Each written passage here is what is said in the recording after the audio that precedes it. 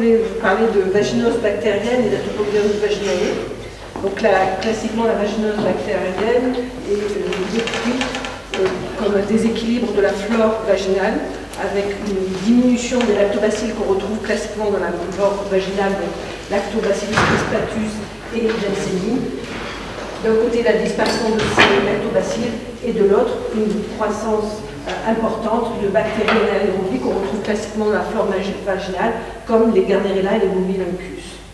Avec l'arrivée de la biologie moléculaire, de nouvelles bactéries ont été détectées dans le vagin, et notamment Atopobium vaginae. Donc nous sommes venus à nous intéresser à la vaginose bactérienne, car dans les grossesses, la vaginose bactérienne avait été montrée comme un facteur de risque de prématurité, et donc Florence Bretel nous avait contacté pour que l'on puisse faire le diagnostic de la vaginose bactérienne chez ces patients. De plus, concernant l'intérêt du traitement chez les femmes enceintes présentant des vaginoses bactériennes, les premiers résultats des études thérapeutiques étaient divergents, et c'est là que l'on s'est aperçu qu'il y avait un manque d'un outil diagnostique rationnel.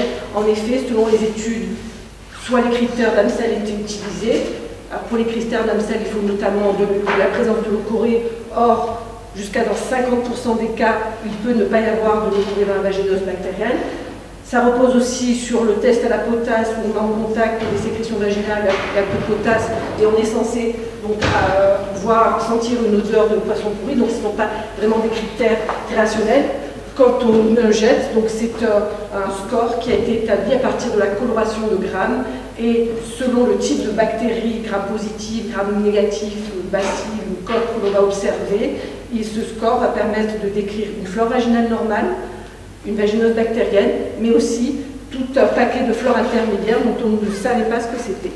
Donc il y avait nécessité de développer un outil rationnel pour faire le diagnostic des vaginoses bactériennes, et donc on s'est orienté sur la biologie moléculaire en ciblant par des PCR quantitatives en temps réel non seulement les lactobacillus, mais aussi les principales bactéries qui à l'époque, c'est des travaux qui remontent à 2007, étaient impliquées dans la vaginose bactérienne, ou encore Atopobium vaginae qui était une nouvelle bactérie décrite dans le vagin. Et pour pouvoir faire une quantification reproductible, on a développé un plasmide qui comportait toutes les séquences de tous les micro-organismes et de leurs gènes cibles.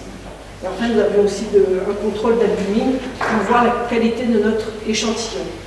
Donc cet outil moléculaire, on l'a tout d'abord appliqué à 200 patients qui venaient pour une visite de routine. Et grâce au score de Neuget, on a pu faire le diagnostic de 20 vaginoses bactériennes, 167 flores normales et 44 flores intermédiaires. Et toutes ces données ont été comparées par rapport aux résultats que l'on a obtenus par biologie moléculaire. Donc là, nous avons les 20 vaginoses bactériennes et là, les 167 flores normales.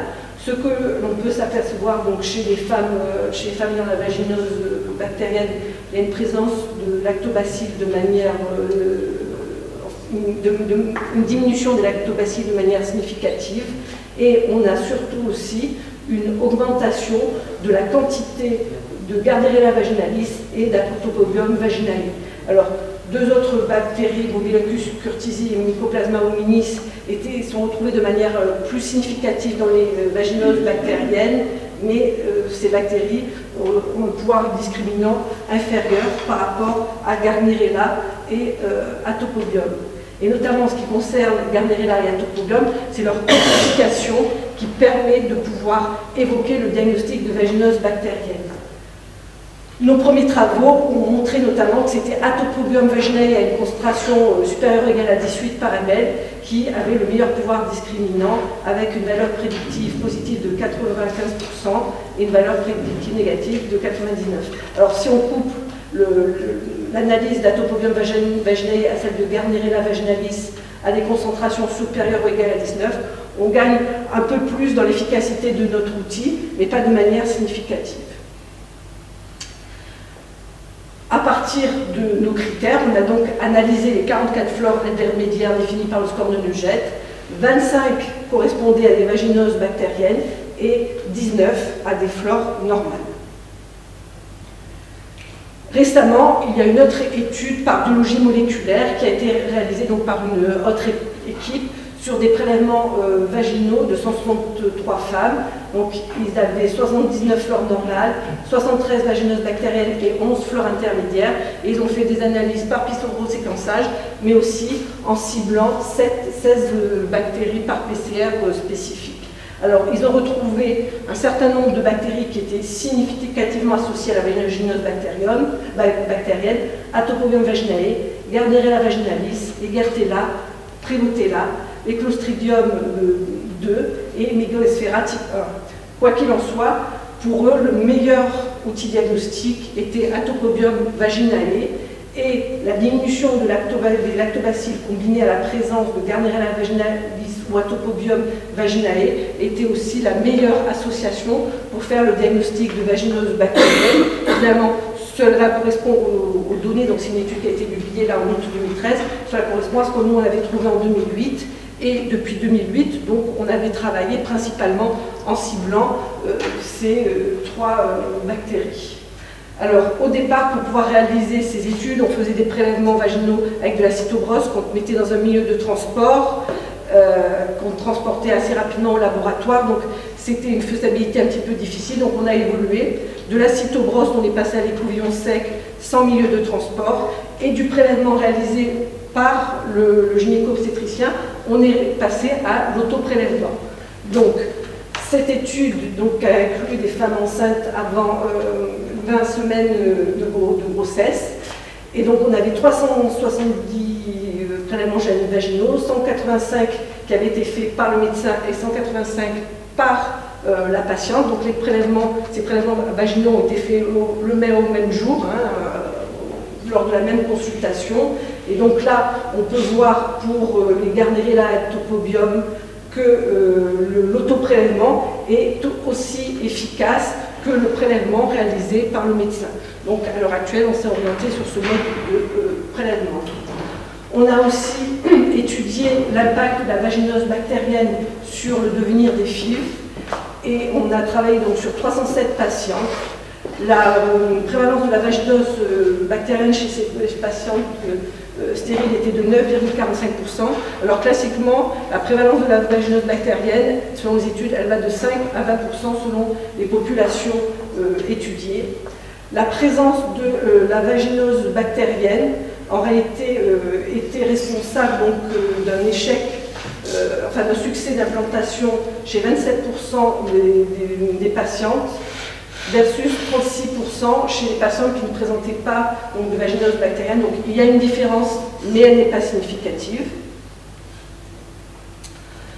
En ce qui concerne, puisqu'au départ on voulait étudier Atopobium vaginae et la prématurité chez la femme enceinte, et Gardnerella vaginalis aussi, donc on a fait une étude préliminaire sur 90 patientes, donc 40% avaient accouché en prématurité, donc de fortes concentrations d'Atopobium vaginae et de Gardnerella vaginalis étaient liées à un facteur de risque de prématurité.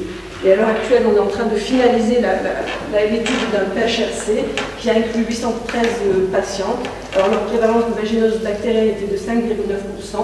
Et les données montrent que ce sont les fortes concentrations d'Atopobium vaginae, à des concentrations supérieures ou égales à 10,5, qui sont associées de manière significative à la prématurité, que ce soit avant 22, 28 ou 32 semaines de prématurité.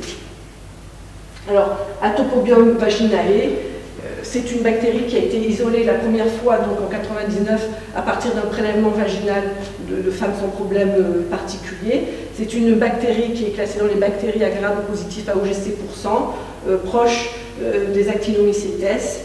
Alors, il faut savoir que cette bactérie, donc, elle est anaérobie, et après, comme on peut le voir ici au gramme, elle peut avoir des aspects morphologiques différents, soit en coque, soit en bacille, et elle prend la coloration de gramme de manière plus ou moins efficace.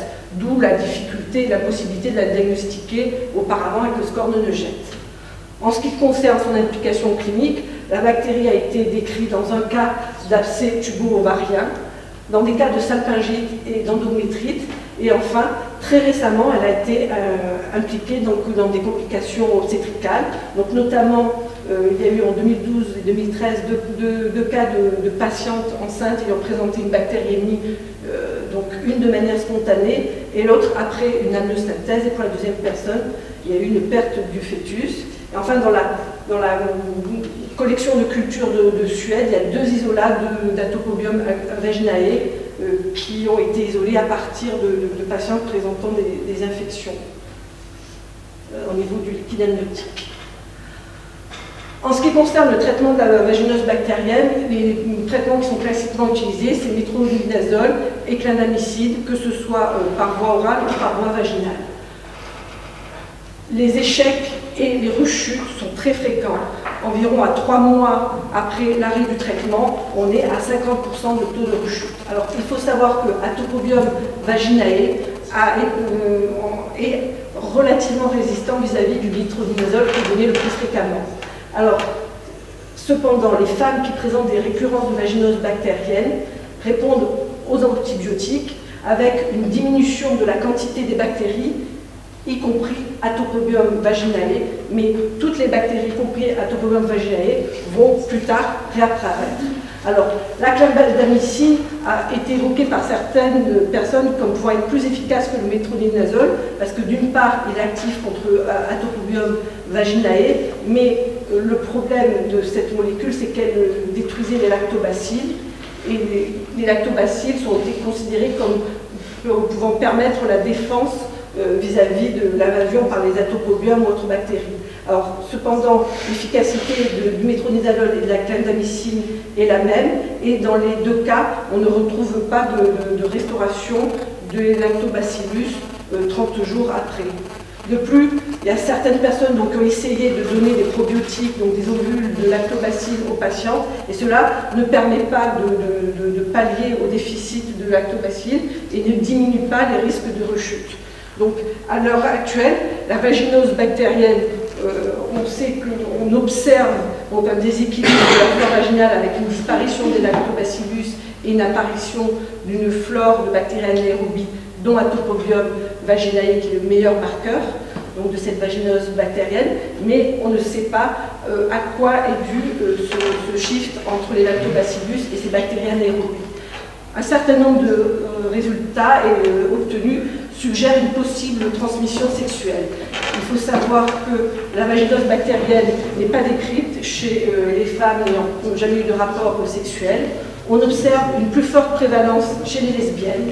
Et enfin, les récurrences sont souvent associées aux patientes qui n'ont pas changé de partenaire, qu'ils soient hommes ou femmes, avant et après le traitement. Enfin, on observe un peu moins de rechute chez les patientes qui utilisent donc des préservatifs ou une contraception par oestrogène. Donc à l'heure actuelle, la vaginose bactérienne, on observe donc un déséquilibre, mais on ne peut expliquer à quoi est dû ce déséquilibre. Voilà. Merci.